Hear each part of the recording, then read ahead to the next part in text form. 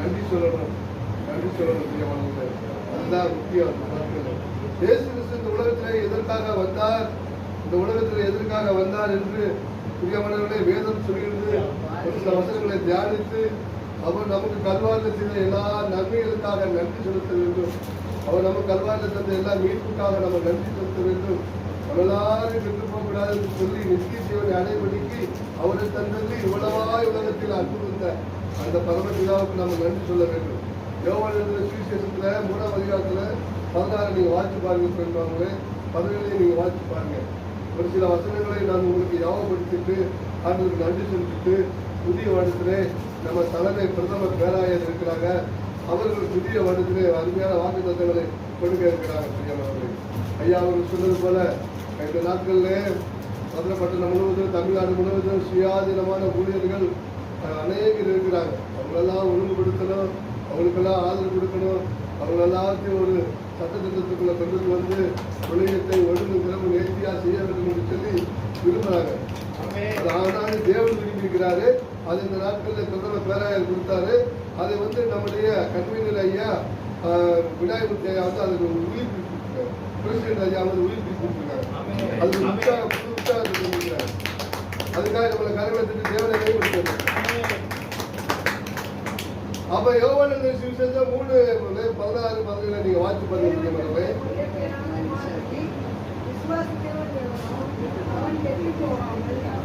அவன் பிரியமானவர்களை உலகத்தில் இருக்கிற ஜனங்கள் நாம வந்து கெட்டு போக கூடாது என்று சொல்லி நித்திய ஜீவனை அடையும்படிக்கு அவரை தந்தது இவ்வளவாய் உலகத்திலே அன்பு கூர்ந்தார். எவ்வளவாய் உலகத்திலே அன்பு கூர்ந்தார் என்று நான் கேட்டான். பிரியமானவர்களே, நம்மளாம் அன்பு கூறுறதுல ரொம்ப ரொம்ப கொஞ்சம் தான்.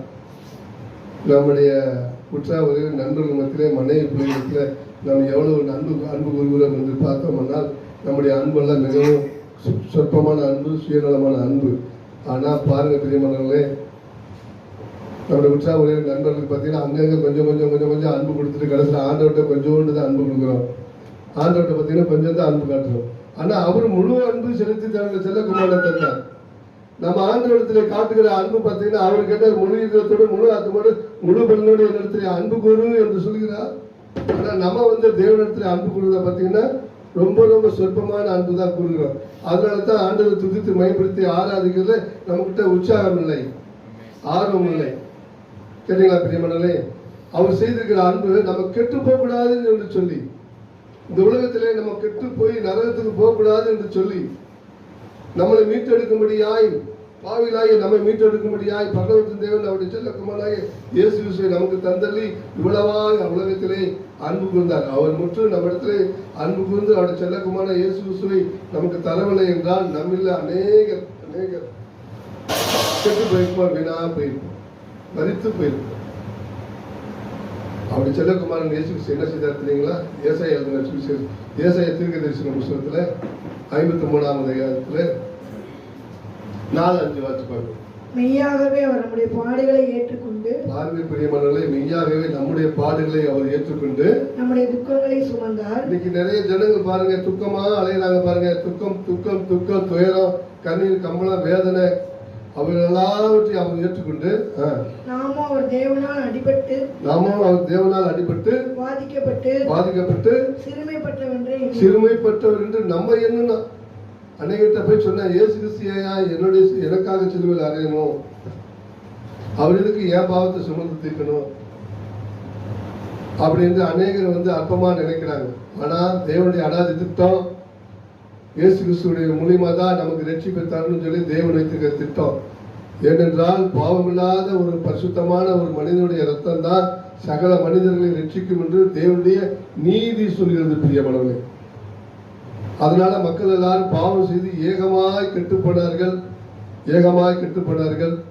வறுமையினால வெறுமையினால தரித்திரங்களால ஜனங்கள் கெட்டு போய்விட்டார்கள். அந்த ஜனங்களுக்கெல்லாம் ஒரு ரட்சிப்பை தர வேண்டும் என்று சொல்லி நம்முடைய அனாதி தேவன் இயேசு கிறிஸ்துவை அவருடைய செல்ல குமாரனை இயேசு கிறிஸ்துவை இந்த பூமிக்கு அனுப்பினார்.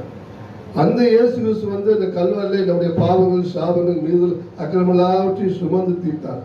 ஏன்னா பாவத்தின் சம்பளம் மரணம். சந்தோஷத்துல மரணம், சமாதானத்தை மரணம், ஆரோக்கியத்துல மரணம், குடும்பத்திலே மரணம். அந்த மரணத்திலிருந்து நம்ம விடுவிக்கும்படியா இயேசு கிறிஸ்துவை தேவன் தந்தார் பிரியமணி. அந்த இயேசு கிறிஸ்து பாருங்க, அப்போஸ்தலர் எழுதின நிருபத்துல பாத்தீங்கன்னா 10ஆம் அதிகாரத்துல 38 இயேசு கிறிஸ்து பாருங்க.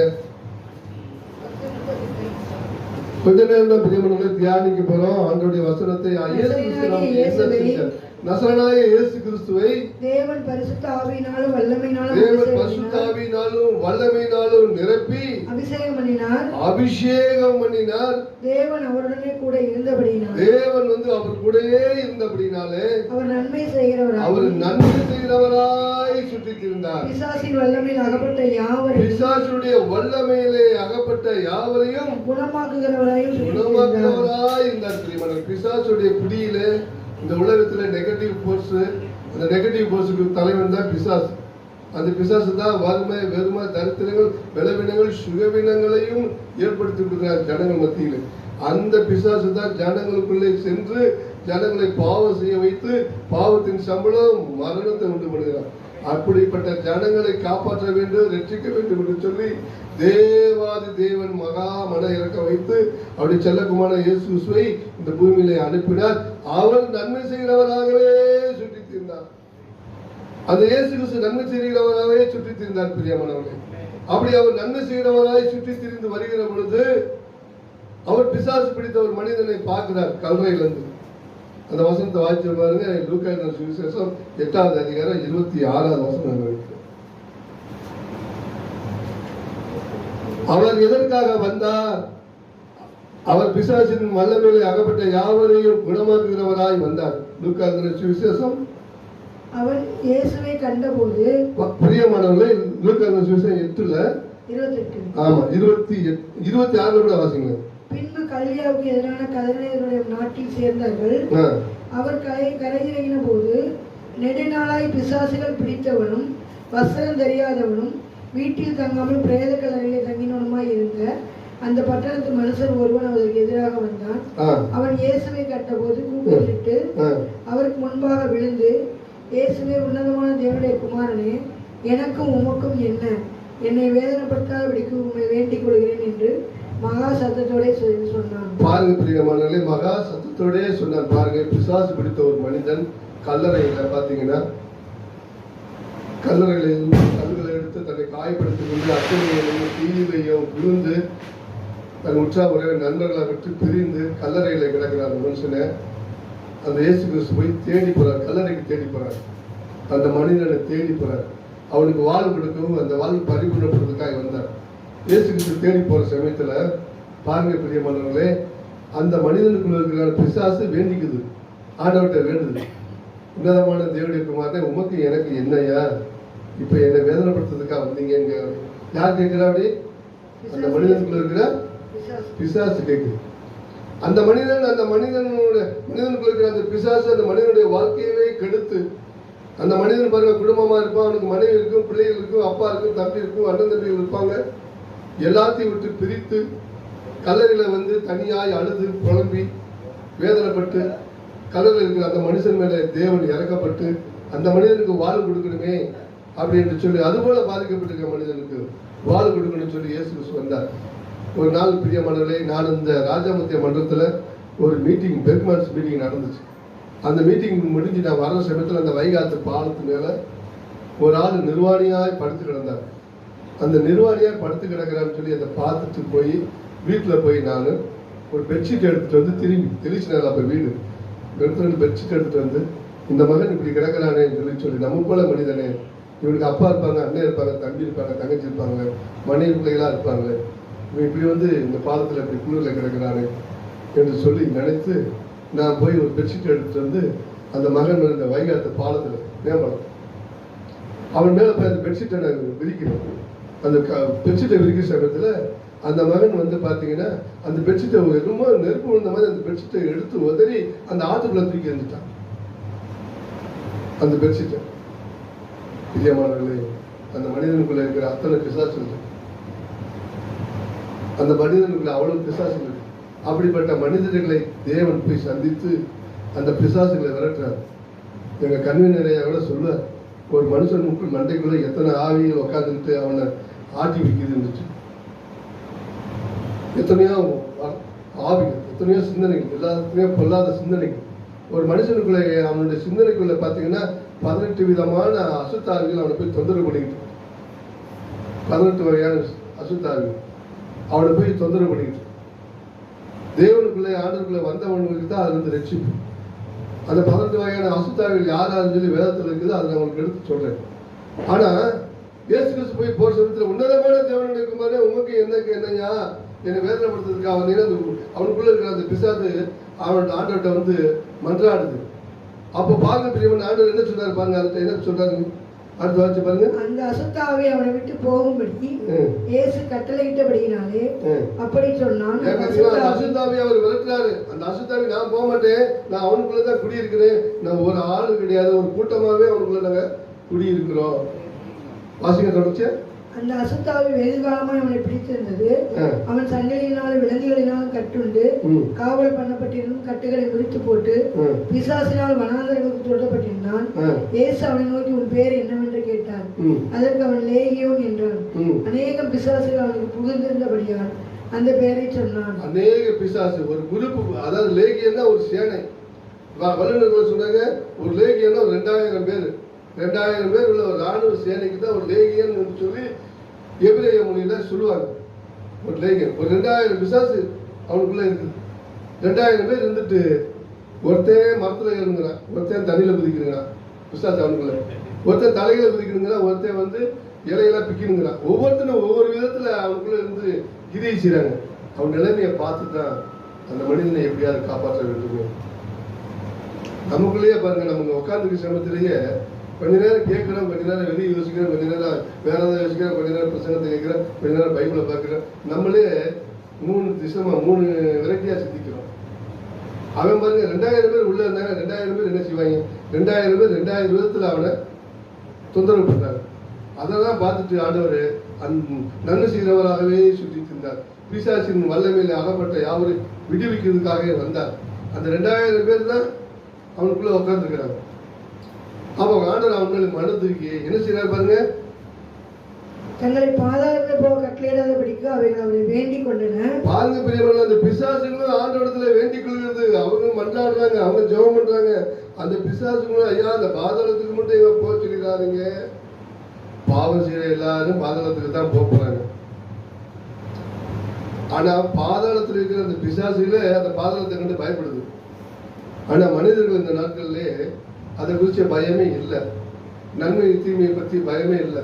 வலது கைக்கு இடது கைக்கு வித்தியாசம் தெரியாம பாவங்களை தண்ணியில போல ஊற்றிக்கிட்டு நாங்கள் நரகத்துக்கு போனாலும் சந்தோஷமா போறோம், பாதாளத்துக்கு போனாலும் சந்தோஷமா போறோங்கிறாங்க. ஆனா இந்த பாதாளத்துக்கு போறதுக்கு பிசாசுகளே பயப்படுது. அந்த பாதாளத்துல எங்களை போச்சு இல்லாதீங்க அப்படின்னு. அப்ப என்னப்பா செய்யணும்? அப்ப பிசாசுகள் என்ன கேக்குது பாருங்க, வாசி பாருங்க. அடுத்து அநேக பன்றிகள் கூட்டமாய் மேய்ந்து கொண்டிருந்தது. அந்த பன்றிகளுக்குள் போகும்படி தங்களுக்கு உத்தரவு கொடுக்க வேண்டும் என்று அவரை வேண்டிக் கொண்டனர். பாத்தீங்களா, எங்களுக்கு பாதாளத்துக்குள்ள போக சொல்லாதீங்க அந்தவரே, அந்த பன்னிகளுக்குள்ள கூட எங்களை அனுப்புங்க, அந்த பன்னிக்கூடத்துக்குள்ள எங்களை அனுப்புங்க. இன்றைக்கும் கூட பாத்தீங்கன்னா வழக்கத்துல அந்த பன்னிகளை பார்த்தா பன்னி அடிச்ச லாரியோ வண்டியோ காரு எதுவும் வாங்க மாட்டாங்க. ஏன்னா பன்னிகளுக்குள்ள பேய் பிசாசுகள் இருக்கு. அந்த பன்னிகளுக்குள்ள பேய் பிசாசு இருந்தாலும் அதையும் மக்கள் அடிச்சு தின்னுட்டு தான் இருக்கிறாங்க. அந்த பேய் பிசாசுக்கு சேர்த்து உள்ள அப்புறம் அவனுக்குள்ள அந்த பேய் குணங்கள் தான் இருக்கு. அண்ணன் எப்படியோ அப்படிதான் எண்ணம். அண்ணன் தூய்மையா இருந்தால் தான் எண்ணம் தூய்மையா இருக்கு. எண்ணம் தூய்மையா இருந்தால் தூய்மையானவர்களை சிந்திக்க முடியும், பரிசுத்தமானவர்களை சிந்திக்க முடியும், பரிசுத்தமான ஆண்டவரை ஆராதிக்க முடியும். அந்த அன்னத்திலேயே ஆரம்பிக்குது. ஆனால் சாத்த என்ன செய்யறான்? நான் பன்னிகளுக்குள்ள போறேன், பன்னி மேய்க்கிறவன் என்னை அடிச்சு சாப்பிட்டுட்டு அவனுக்குள்ள நான் போறேன்னு சொல்லி மறுரமாயி இப்படி போய் மனிதர்களை கெடுத்து பிடிச்சவராக்கி மனிதர்கள் பார்த்தீங்கன்னா மனிதர்களுக்கு மனிதரா வம்பு வீண்டு சண்டை தர்க்கம் பயங்கரமா நடக்கும்.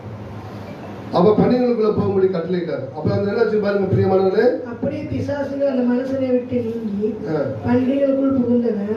அப்பொழுது அந்த பன்றி கூட்டம் உயர்ந்த மேட்டிலிருந்து கடலிலே பாய்ந்து அமிழ்ந்து மாண்டது. பன்றிகள் ஒழுங்கா மேய்ஞ்சிட்டு இருந்துச்சு. எத்தனை பேர் உள்ள பண்ணது அந்த பன்றிகளுக்கு சண்டித்தனை முடிச்சு அது திமிரி போய் கடலுக்குள்ள போய் சாடி.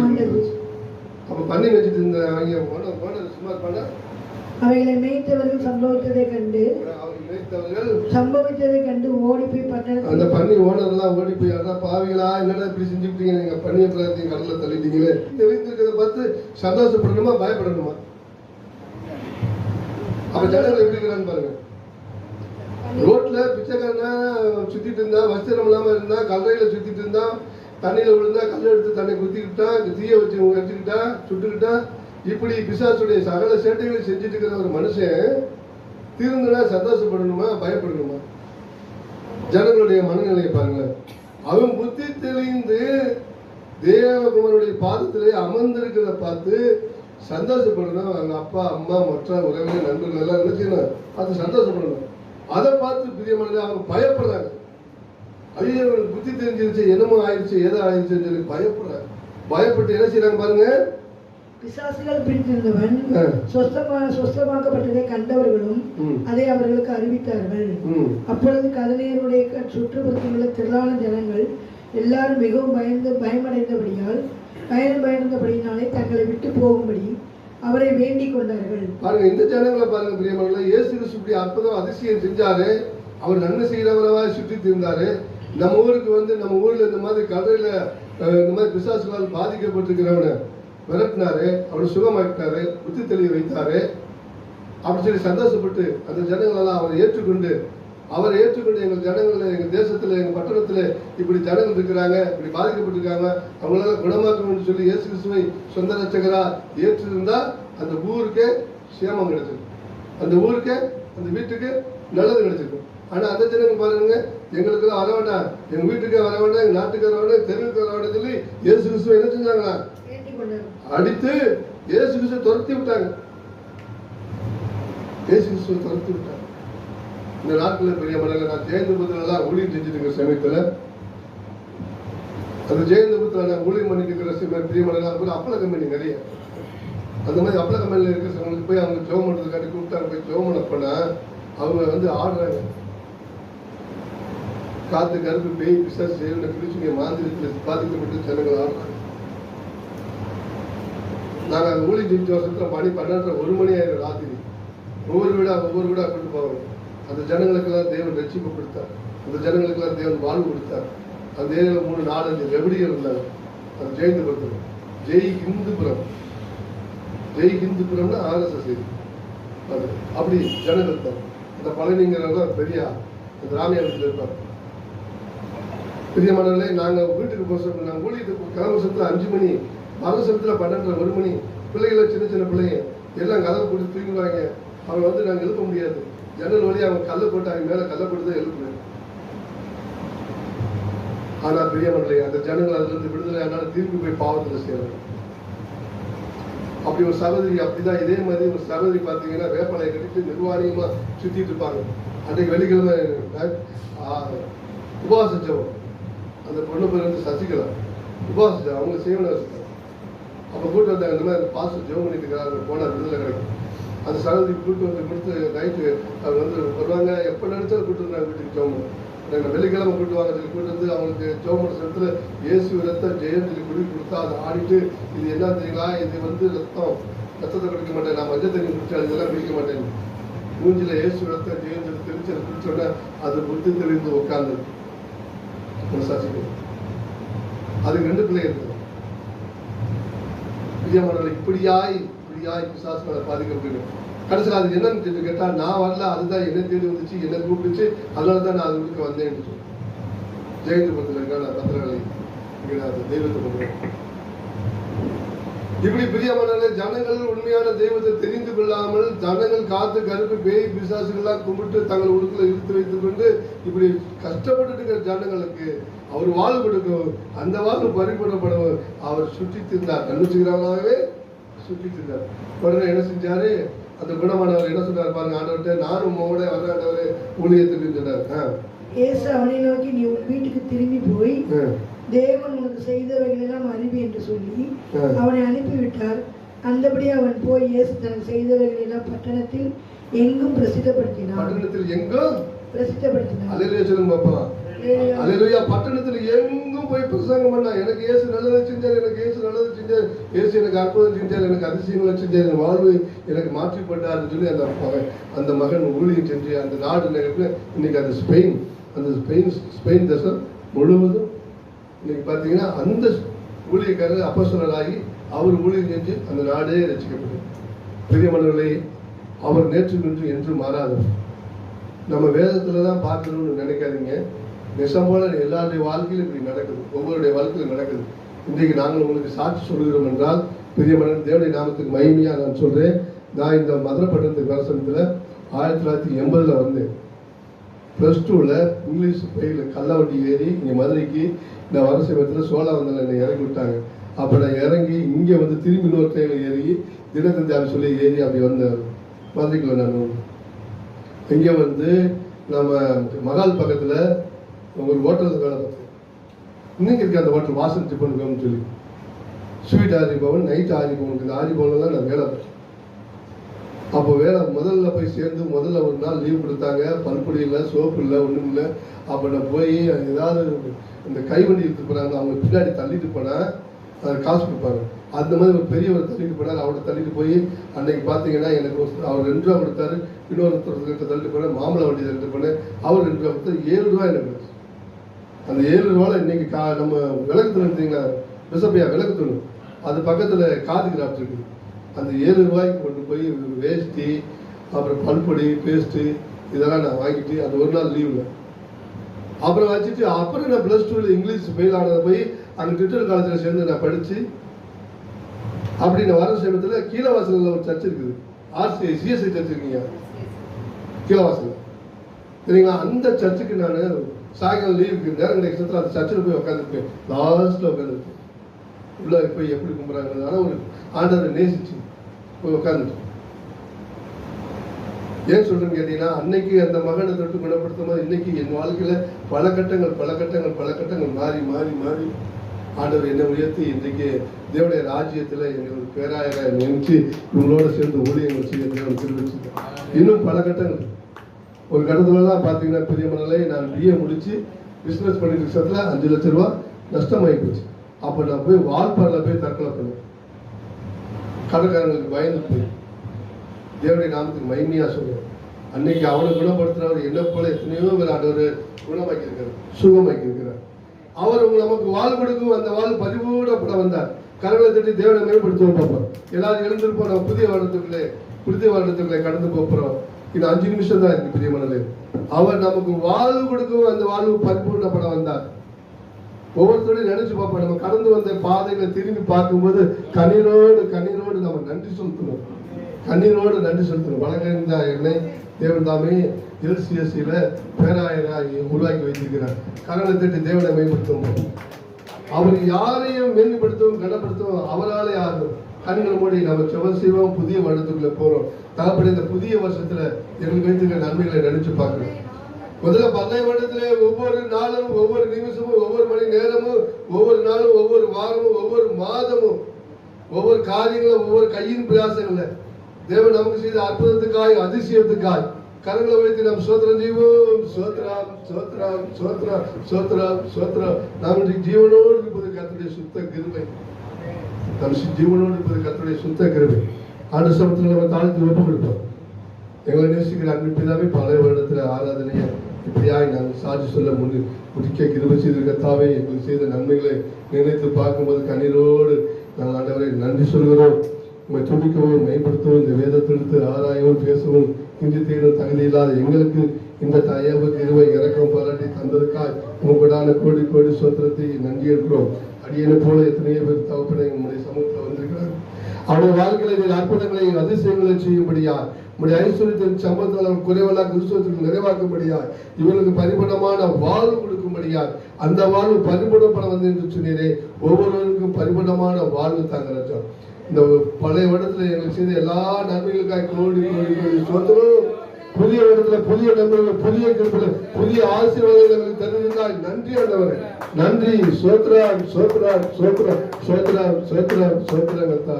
அன்பு குருவே, நான் இன்னும் அதிகமாய் ஆராதிப்பேன். இன்னும் ஆர்வமாய் உம்மில் அன்பு குருவே, இன்னும் அதிகமாய் ஆராதிப்பேன். இன்னும் ஆர்வமாய் உம்மை முழு உள்ளத்தோடு ஆராதிப்பேன். முழு பலத்தோடு அன்பு கூறுவேன். ஆராதனை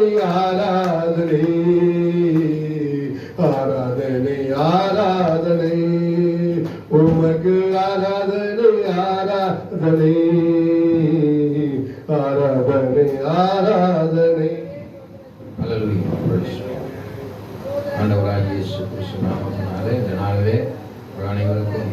வாழ்த்துக்களை அடியான் சார்பாகவும் டேவிட் பாஸ்டர் ஐயா பிஷப்பை சார்பாகவும் உங்களுக்கு நான் வாழ்த்துக்களை கர்த்தர் நாமே அல்லேலூயா. உட்கார்ந்து போங்க, வாழ்த்துக்கள். அல்லேலூயா.